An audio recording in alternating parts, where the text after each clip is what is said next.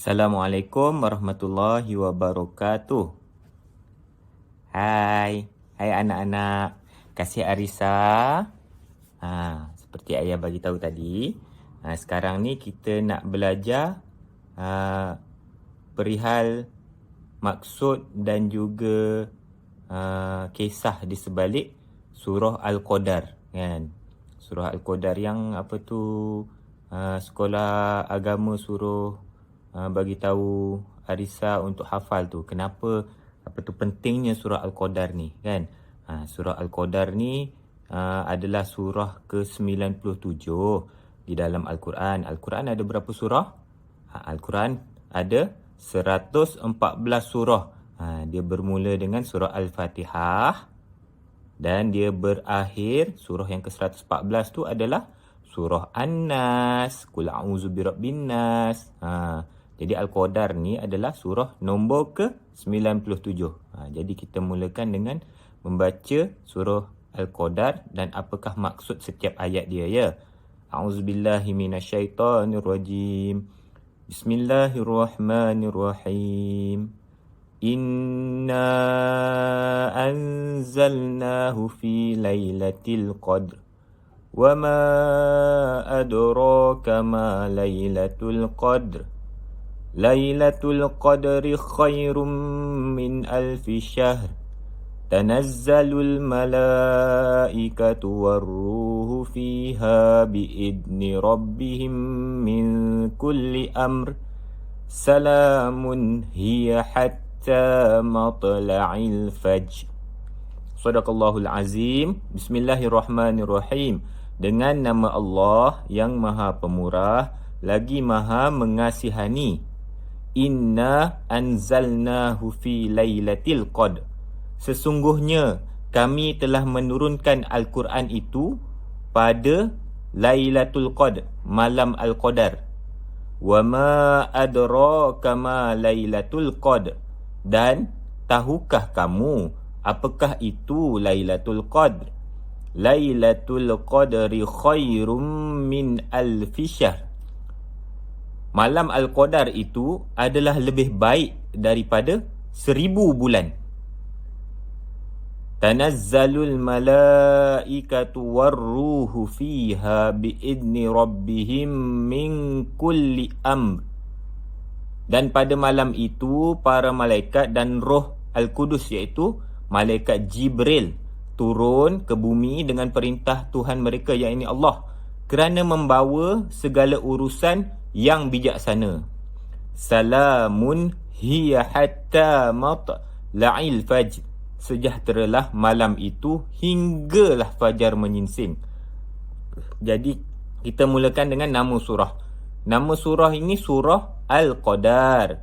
Dan surah ini diturunkan di Mekah, iaitu ketika sebelum Nabi Muhammad SAW berhijrah ke Madinah. Jadi dia sebahagian daripada ayat yang dipanggil ayat Makiyah. Kenapa dinamakan Al-Qadar? Kerana surah ni membicarakan tentang kebesaran, kelebihan, kemuliaan dan juga keberkatan malam Al-Qadar itu sendiri.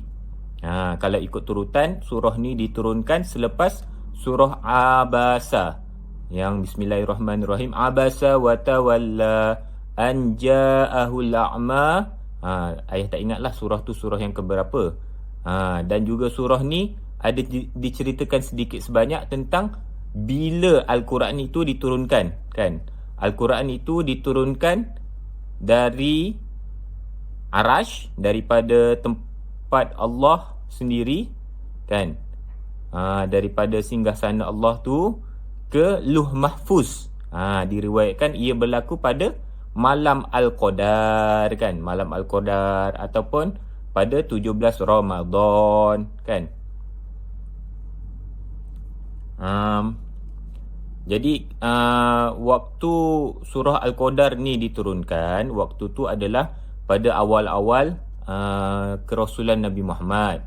Waktu tu corak kehidupan masyarakat Arab Quraisy di Mekah ni masih lagi dalam zaman jahiliah.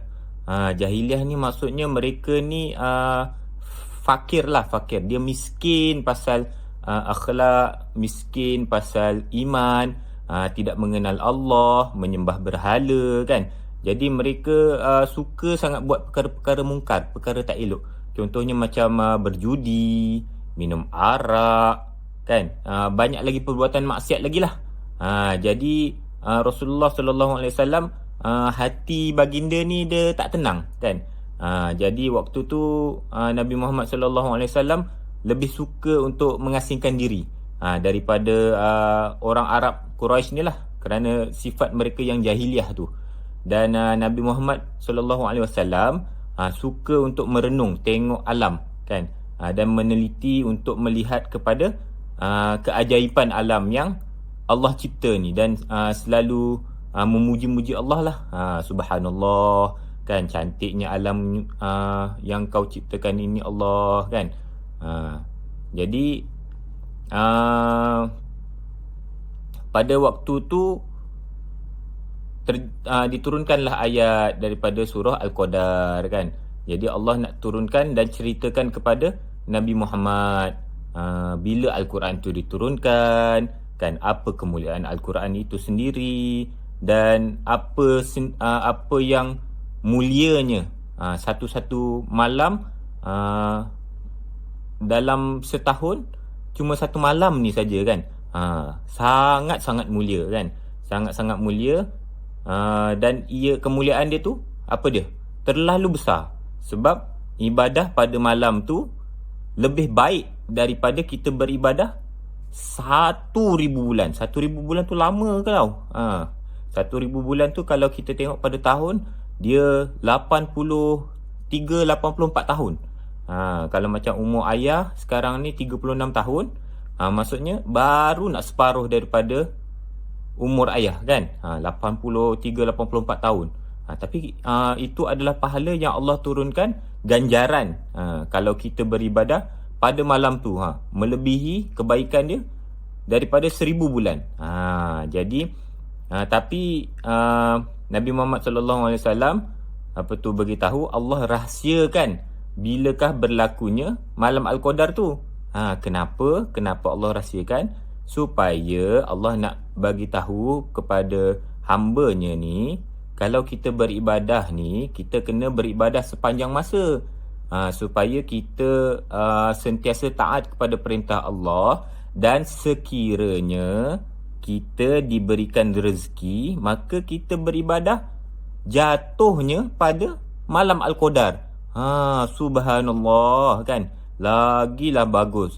Sangat bersyukur kalau kita diberikan rezeki yang macam tu daripada Allah. Sebab pada malam Al-Qadar ni betul-betul sangat melimpah ruah rezekinya.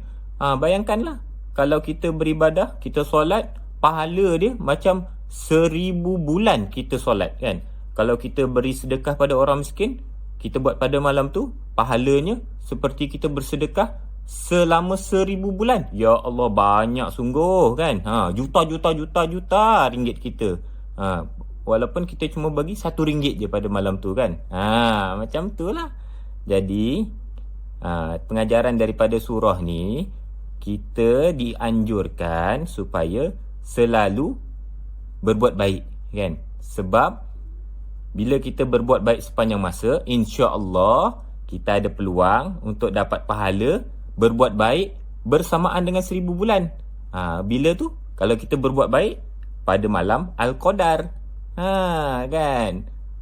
Janganlah selalu sangat merungut kalau mami bagi kerja kan. Kalau mami suruh buat itu, suruh buat ini, sebab kita tak tahu langsung bila Allah nak beri ganjaran yang sebanyak ganjaran malam Al-Qadar ni kan. Kita tak tahu bila malam Al-Qadar tu akan berlaku kan. Macam tu lah Risa. Anak yang baik ni.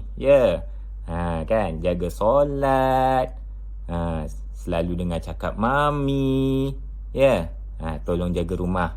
Assalamualaikum.